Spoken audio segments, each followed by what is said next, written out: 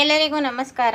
ನಾನು ಈ ದಿನ ನೋಡಿ ಮೀಡಿಯಮ್ ಆಗಿರುವಂಥದ್ದು ಬೆಂಡೆಕಾಯಿ ತೊಗೊಂಡಿದ್ದೀನಿ. ತುಂಬ ಎಳೆದು ಇಲ್ಲ, ತುಂಬ ಬಲ್ತಿರೋದು ಇಲ್ಲ, ಮೀಡಿಯಮ್ ಆಗಿದೆ ನೋಡಿ. ಈ ಥರ ಫ್ಲೆಕ್ಸಿಬಲ್ ಆಗಿರುತ್ತೆ, ಹಿಂಗೆ ಮುರ್ಕೊಳ್ಳುತ್ತೆ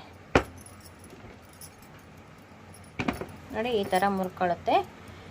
ತುಂಬ ಎಳೆದಾದರೆ ಒಂದು ಸ್ವಲ್ಪ ಲೋಳಿ ಬರುತ್ತೆ. ಈ ಥರ ಮೀಡಿಯಮ್ ಆಗಿದ್ದರೆ ತುಂಬ ಚೆನ್ನಾಗಿ ಬೇಗನೂ ನಾವು ಸಾಂಬಾರು ಮಾಡ್ಬೋದು. ಹುಳಿ ಬೆಂಡೆಕಾಯಿ ಹುಳಿ ಮಾಡ್ತಾಯಿದ್ದೀನಿ. ಬೇಳೆ ಹಾಕೋದಿಲ್ಲ ಮತ್ತು ಬೆಂಡೆಕಾಯಿನ ಹುರಿಯೋದು ಇಲ್ಲ, ಆದ್ರೂ ಕೂಡ ಲೋಳೆ ಬರಲ್ಲ. ಅದು ಯಾವ ರೀತಿ ಅಂತ ತೋರಿಸ್ತಾ ಇದ್ದೀನಿ ನೋಡಿ. ಇದನ್ನು ಫಸ್ಟು ಎಲ್ಲ ಸಲ ನಾವು ತೊಳ್ಕೊಂಡು ಒಂದು ಸ್ವಲ್ಪ ಒರೆಸಿ ಎಲ್ಲ ರೆಡಿ ಮಾಡ್ಕೊಳ್ತೀವಲ್ಲ, ಆ ಥರ ರೆಡಿ ಮಾಡ್ಕೊಳ್ಳೋಣ ನೋಡಿ. ತೊಳೆದು ಒರೆಸಿ ಎಲ್ಲ ರೆಡಿ ಮಾಡ್ಕೊಂಡಿದ್ದೀನಿ. ಬೆಂಡೆಕಾಯಿನ ಒಂದು ಸ್ವಲ್ಪ ಉದ್ದುದ್ದ, ತೀರ ಸಣ್ಣದಾಗಿ ಹೆಚ್ಕೋಬಾರ್ದು, ಒಂದು ಸ್ವಲ್ಪ ಕ್ರಾಸಾಗಿ ಈ ಥರ ಉದ್ದುದ್ದ ಹೆಚ್ಕೊಳ್ತಾ ಇದ್ದೀನಿ ನೋಡಿ. ಬೆಂಡೆಕಾಯಿ ಅಷ್ಟೊಂದೇನು ಬಲ್ತಿಲ್ಲ, ತೀರ ಸಣ್ಣದಾಗಿ ಕಟ್ ಮಾಡ್ಕೋಬಾರ್ದು, ಒಂದು ಸ್ವಲ್ಪ ಕ್ರಾಸಾಗಿ ಈ ರೀತಿ ಕಟ್ ಮಾಡ್ಕೊಳ್ಳೋಣ. ನಿಮಗೆ ಇಲ್ಲಿ ಕಟ್ ಮಾಡಬೇಕಾದ್ರೆ ಗೊತ್ತಾಗ್ಬಿಡುತ್ತೆ ಬೆಂಡೆಕಾಯಿ ಬಲ್ತಿದೆಯೋ ಇಲ್ವೋ ಅಂತ. ಇಲ್ಲಿ ಚರ್ ಅಂತ ಸೌಂಡ್ ಬರುತ್ತೆ, ತೀರಾ ಬಲ್ತಿದ್ರೆ ಹೆಚ್ಚಲಿಕ್ಕೆ ಒಂದು ಸ್ವಲ್ಪ ಕಷ್ಟ ಆಗುತ್ತೆ. ಆವಾಗ ಬಲ್ತಿದೆ ಅಂತ ನೋಡಿ. ಇದು ತುಂಬ ಎಳೆದಿದೆ. ಈಗ ಇದಷ್ಟು ಬೆಂಡೆಕಾಯಿನೂ ಇದೇ ರೀತಿ ಹೆಚ್ಕೊಂಡು ರೆಡಿ ಮಾಡ್ಕೊಳ್ತೀನಿ ನೋಡಿ. ಮೊದಲಿಗೆ ನಾನು ಹುಣಸೆ ಹಣ್ಣನ್ನು ಒಂದು ಸ್ವಲ್ಪ ಬಿಸಿನೀರು ಕಾಯಿಸ್ಕೊಂಡಿದ್ದೀನಿ. ಇದು ಬಿಸಿನೀರು. ಹುಣಸೆ ಹಣ್ಣನ್ನು ತೊಳೆದ್ಬಿಟ್ಟು ಈ ಬಿಸಿನೀರೊಳಗಡೆ ನೆನೆ ಹಾಕ್ಕೊಳ್ತಾ ಇದ್ದೀನಿ. ಒಂದು ಅರ್ಧ ನಿಂಬೆ ಹಣ್ಣಿನ ಗಾತ್ರ ತೊಗೊಂಡಿದ್ದೀನಿ. ಇದು ನಮಗೆ ಹುಳಿ ನೀರು ಬೇಕು.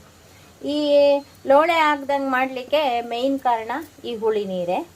ಅದನ್ನು ತೋರಿಸ್ತೀನಿ. ಇದನ್ನು ಫಸ್ಟು ನೆನೆ ಹಾಕ್ಕೊಂಡಿದ್ದೀನಿ. ಈಗ ನೋಡಿ, ತೆಂಗಿನಕಾಯಿ ತೊಗೊಂಡಿದ್ದೀನಿ. ತೆಂಗಿನಕಾಯಿ ಹಾಕಿದರೆ ಜಾಸ್ತಿ ಬೇಳೆ ಹಾಕೋದೇನು ಬೇಡ, ತೆಂಗಿನಕಾಯಿ ಹಾಕಿದರೆ ಸಾಕು. ಬೇಳೆ ಹಾಕಿದರೆ ತೆಂಗಿನಕಾಯಿ ಒಂದು ಸ್ವಲ್ಪ ಪ್ರಮಾಣದಲ್ಲಿ ಹಾಕಿದರೂ ಸಾಕು, ಇಲ್ಲಾಂದರೆ ತೆಂಗಿನಕಾಯಿ ಹಾಕೋದೇ ಬೇಡ ನೋಡಿ. ಒಂದು 10-12 ಬ್ಯಾಡಗಿ ಮೆಣಸಿನ್ಕಾಯಿ ತೊಗೊಂಡಿದ್ದೀನಿ. ಇದಕ್ಕೆ ಖಾರ ಚೆನ್ನಾಗಿ ಹಾಕಿ ಮಾಡಬೇಕು. ಇದು ಅಷ್ಟೊಂದು ಅಂದರೆ ಖಾರ ಇರೋದಿಲ್ಲ, ಆದ್ರೂ ಜಾಸ್ತಿ ಹಾಕಿದ್ದೀನಿ. ಮಂದ ಕೂಡ ಬರುತ್ತೆ, ರುಚಿ ಕೂಡ ಚೆನ್ನಾಗಿರುತ್ತೆ. ಖಾರಕ್ಕೆ ಅಂತ ಒಂದೇ 3 ಮೆಣಸಿನ್ಕಾಯಿ, ಗುಂಟೂರು ಮೆಣಸಿನ್ಕಾಯಿ ಹಾಕ್ತಾ ಇದ್ದೀನಿ. ಒಂದೇ ಒಂದು ಟೊಮೊಟೊ ಬಳಸ್ತಾ ಇದ್ದೀನಿ, ಒಂದೇ ಒಂದು ಈರುಳ್ಳಿ ಬಳಸ್ತಾ ಇದ್ದೀನಿ. ಇದೆರಡನ್ನು ಹೆಚ್ಕೋಬೇಕು ನೋಡಿ. ಇಷ್ಟು ಹುಣಸೆ ಹಣ್ಣಿನ ಜೊತೆಗೆ ಒಂದು ಟೊಮೊಟೊ ಹಾಗೆ ಹೆಚ್ಚಿ ಹಾಕ್ತೀನಿ. ಹುಣಸೆ ಹಣ್ಣನ್ನು ನೀರು ತೆಕ್ಕೊಳ್ತೀನಿ ನೋಡಿ. ಮಸಾಲೆಗೆ ಮೆಣಸಿನ್ಕಾಯಿನ ಜೊತೆಗೆ ಒಂದು 2 ಚಮಚ ಧನಿಯಾ ಕಾಳು ತೊಗೊಂಡಿದ್ದೀನಿ, 1 ಚಮಚ ಜೀರಿಗೆ ತೊಗೊಂಡಿದ್ದೀನಿ. ಧನಿಯಾ ಎಷ್ಟು ತೊಗೊಳ್ತೀರೋ ಅದರಲ್ಲಿ ಅರ್ಧ ಜೀರಿಗೆ ತೊಗೊಳ್ಳಿ. ಒಂದು 1/4 ಚಮಚದಷ್ಟು ಮೆಂತ್ಯ ತೊಗೊಂಡಿದ್ದೀನಿ.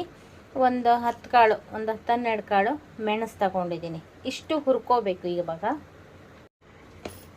ಬೇಳೆ ಹಾಕ್ತಾ ಹೋಗಿರೋದ್ರಿಂದ ಒಂದು ಹೋಳಲ್ಲಿ ಅರ್ಧ ಹೋಳು ತೆಂಗಿನಕಾಯಿನ ತುರ್ಕೊಂಡಿದ್ದೀನಿ.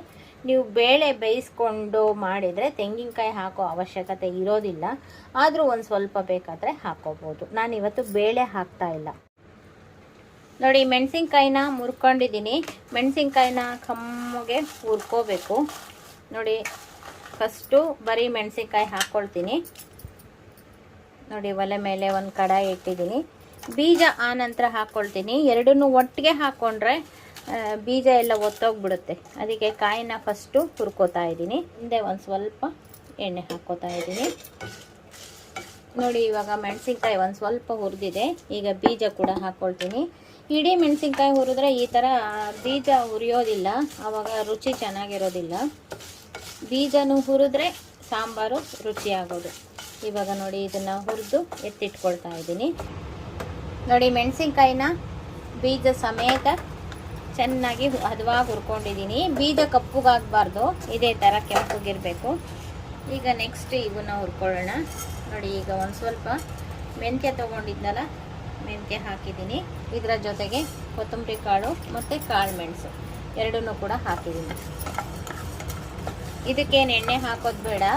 ಮೆಣಸಿನ್ಕಾಯಿ ಅಂದರೆ ಒಂದು ಸ್ವಲ್ಪ ಘಾಟ್ ಆಗುತ್ತಲ್ಲ, ಆದರೂ ಚಿಮ್ನಿ ಇದೆ, ಬಟ್ ಘಾಟ್ ಆಗುತ್ತೆ ಅಂತ ಒಂದು ಸ್ವಲ್ಪ ಎಣ್ಣೆ ಹಾಕಿದ್ದೀನಿ. ಇದ್ರ ಜೊತೆ ಜೀರಿಗೆ ಕೂಡ ಹಾಕಿದ್ದೀನಿ ನೋಡಿ. ಧನಿಯಾ ಕಾಳು ಎಲ್ಲ ಚೆನ್ನಾಗಿ ಹುರ್ಕೊಂಡಿದ್ದೀನಿ. ಇದನ್ನು ಕೂಡ ಮೆಣಸಿನ್ಕಾಯಿ ಜೊತೆಗೆ ಹಾಕ್ಕೊಂಡಿದ್ದೀನಿ ನೋಡಿ. ಹುರಿದಿರೋದು ಇಷ್ಟೆಲ್ಲ ಆಗಿದೆಯಲ್ಲ, ಇದ್ರ ಜೊತೆಗೆ ಸಾರಿನ ರುಚಿ ಹೆಚ್ಚಿಸಲು ನಾನು ಒಂದು ಸ್ವಲ್ಪ ಕರಿಬೇವು ಮತ್ತು ಉದ್ದಿನಬೇಳೆ ಇದಿಷ್ಟನ್ನು ಕೂಡ ಹುರಿದು ಹಾಕ್ಕೊಳ್ತಾ ಇದ್ದೀನಿ. ಇದು ಒಂದು ಅರ್ಧಂಬರ್ಧ ಹುರಿದಾದ್ಮೇಲೆ ಇದ್ರ ಜೊತೆಗೆ ಕರಿಬೇವು ಕೂಡ ಹಾಕ್ತಾ ಇದ್ದೀನಿ. ಹಸಿದಿದ್ರೆ ಹಸಿದಾರು ಹಾಕ್ಬೋದು, ಇಲ್ಲ ಹಸಿದನ್ನು ಒಣಗಿಸಿಟ್ಕೊಂಡಿರ್ತೀವಲ್ಲ ಅದನ್ನು ಬೇಕಾದರೂ ಹಾಕೋಬೋದು. ಒಂದು ಹನಿ ಎಣ್ಣೆ ಹಾಕ್ತಾ ಇದ್ದೀನಿ. ಈ ಉದ್ದಿನಬೇಳೆ ಹುರಿಯುವಾಗ ಒಂದು ಸ್ವಲ್ಪ ಚೆನ್ನಾಗಿ ಎಷ್ಟು ಚೆನ್ನಾಗಿ ಘಮ ಬರುತ್ತೆ ಅಂತ, ಅದು ತುಂಬ ಚೆನ್ನಾಗಿರುತ್ತೆ. ಸಾರಿಗೆ ತುಂಬ ರುಚಿ ಕೊಡುತ್ತೆ, ಫ್ಲೇವರು ಸಖತ್ತಾಗಿರುತ್ತೆ. ಇದಿಷ್ಟಾದರೆ ಸಾಕು. ಈ ಹೆಂಚಿರುತ್ತಲ್ಲ, ಈ ಕಡಾಯಿ ಇರುತ್ತಲ್ಲ, ಅದ್ರ ಜೊತೆಗೆ ಒಂದು ಸ್ವಲ್ಪ ಈ ತೆಂಗಿನಕಾಯಿ ಹಾಕ್ಕೊಂಡು ಒಂದೆರಡು ಸೊತ್ತು ಆಡಿಸ್ಕೊಳ್ಳೋಣ. ಇದು ತೆಂಗಿನಕಾಯಿ ಫುಲ್ ಕೆಂಪುಗೇನು ಉರಿಯೋದು ಬೇಡ, ಒಂದು ಸ್ವಲ್ಪ ಪಟಪಟ ಅನ್ನುತ್ತೆ. ಆಮೇಲೆ ಇದೇ ಬಿಸಿಲೇ ಬಿಟ್ಕೊಂಡ್ರೆ ಸಾಕು. ಈಗ ನೋಡಿ ಗ್ಯಾಸ್ ಆಫ್ ಮಾಡ್ತಾ ಇದ್ದೀನಿ.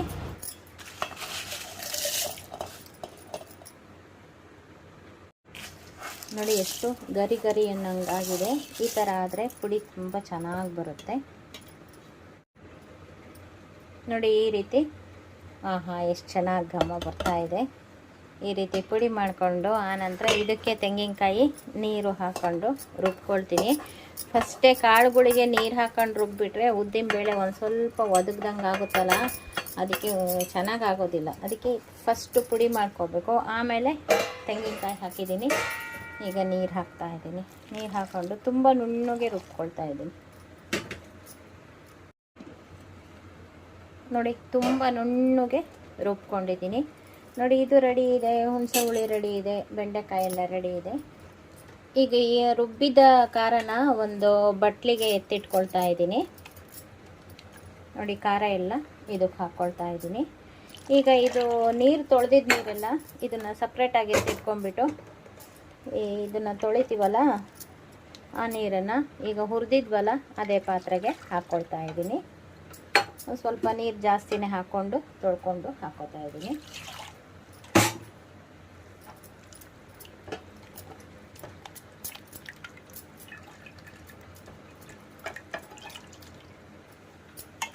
ನೋಡಿ ಇವಾಗ ನೀರು ಹಾಕ್ಕೊಂಡಿದ್ದೀನಿ. ಇದ್ರ ಒಳಗಡೆ ಟೊಮೊಟೊ ಹಾಕ್ಕೊಳ್ತಾ ಇದ್ದೀನಿ ಮತ್ತು ಈರುಳ್ಳಿ ಹಾಕ್ಕೊಳ್ತಾ ಇದ್ದೀನಿ. ಈಗ ಇದಕ್ಕೆ ಒಗ್ಗರಣೆ ಏನು ಹಾಕಿಲ್ಲ. ನಾವು ಜಾರ್ ತೊಳೆದಿದ್ದು ನೀರಿತ್ತಲ್ಲ ಅದರೊಳಗಡೆ ಟೊಮೊಟೊ ಮತ್ತು ಈರುಳ್ಳಿ ಹಾಕ್ಕೊಳ್ತಾ ಇದ್ದೀನಿ. ಇದನ್ನು ಇವಾಗ ಬೇಯಲಿಕ್ಕೆ ಇಡ್ತಾ ಇದ್ದೀನಿ. ನೋಡಿ ಗ್ಯಾಸ್ ಹಚ್ಚಿ ಬೇಯಲಿಕ್ಕೆ ಇಟ್ಟಿದ್ದೀನಿ. ಇದು ಒಂದು ಸ್ವಲ್ಪ ಬೇಯಲಿ. ನೋಡಿ ಈರುಳ್ಳಿ ಟೊಮೊಟೊ ಹಾಕಿದ್ದು ಕುದೀತಾ ಇದೆ. ಈಗ ಇದಕ್ಕೆ ನಾನು ಹುಳಿ ಕಿವುಚಿದ್ನಲ್ಲ ಆ ಹುಣಸೆ ರಸ ಹಾಕ್ತಾ ಇದ್ದೀನಿ. ಇದಕ್ಕೆ ಮೇಯ್ನು ಹುಣಸೆ ರಸನೇ. ನಾವು ಟೊಮೊಟೊ ಎಷ್ಟೇ ಹಾಕಿದ್ರೂ ಹುಣಸೆ ರಸ ಹಾಕಲೇಬೇಕು. ಕೆಲವರು ಟೊಮೊಟೊ ಹಾಕ್ತಾ ಹೋದ್ರೆ ಚೆನ್ನಾಗಾಗೋದಿಲ್ಲ ಸಾರು ಅಂತಾರಲ್ಲ, ಅದಕ್ಕೆ ಒಂದೇ ಒಂದು ಟೊಮೊಟೊ ಹಾಕಿದ್ದೀನಿ, ಇನ್ನು ಹುಣಸೆ ರಸ ಹಾಕಿದ್ದೀನಿ.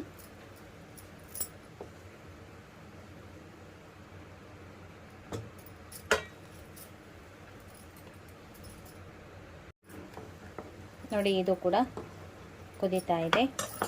ಈಗ ನಾನು ಇದಕ್ಕೆ ರುಚಿಗೆ ತಕ್ಕಷ್ಟು ಉಪ್ಪನ್ನು ಹಾಕ್ತಾ ಇದ್ದೀನಿ. ಒಂದು ಸ್ವಲ್ಪ ಅರಿಶಿನ ಹಾಕ್ತಾ ಇದ್ದೀನಿ, ಏಕೆಂದರೆ ನಾನು ಮಸಾಲೆ ಹುರಿಬೇಕಾದ್ರೆ ಅರಿಶಿನ ಹಾಕಿಲ್ಲ, ಆದ್ದರಿಂದ ಇವಾಗ ಹಾಕ್ತಾ ಇದ್ದೀನಿ. ನೀವು ಆವಾಗ ಬೇಕಾದರೂ ಅರಿಶಿನ ಕೊನೆ ಅಂತ ತಗೊಂಡು ಹಾಕೋಬೋದು. ಅದು ಇದಕ್ಕೆ ಒಂದು ಸ್ವಲ್ಪ ಬೆಲ್ಲ ಅಥವಾ ಸಕ್ಕರೆ ಹಾಕಬೇಕು. ನಾನು ಒಂದು ಸ್ವಲ್ಪ ಸಕ್ಕರೆ ಹಾಕಿದ್ದೀನಿ.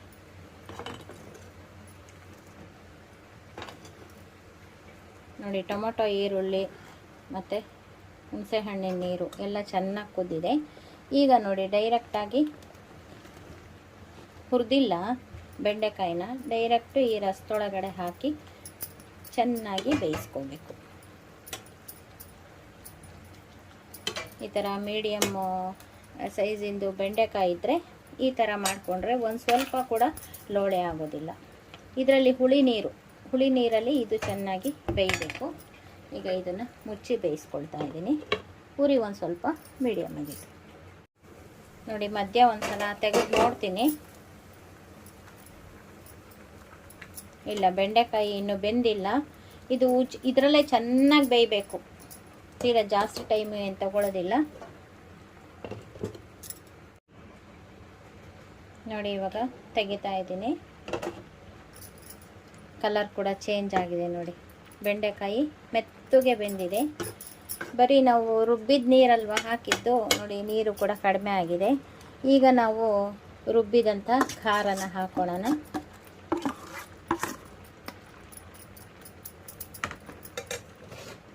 ಈಗ ನೀರಿನ ಅಂಶ ಕಡಿಮೆ ಆಗಿದೆ. ನಾವೀಗ ನಮಗೆ ಎಷ್ಟು ಬೇಕೋ ಅಷ್ಟು ನೀರನ್ನು ಹಾಕಿ ಹೆಚ್ಚಿಸ್ಕೋಬೇಕು.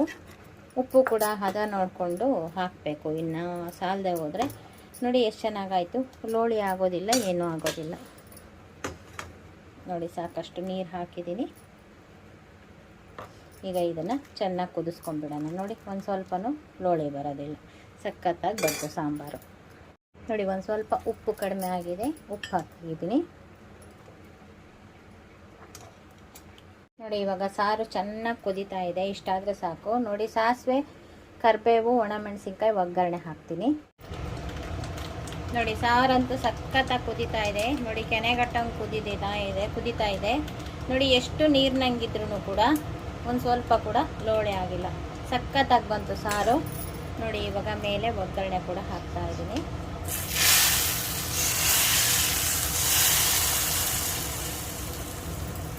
ರುಚಿಯಾಗಿರೋ ಅಂಥ ಬೆಂಡೆಕಾಯಿ ಹುಳಿ ಮಾಡಿ ತೋರಿಸಿದ್ದೀನಿ.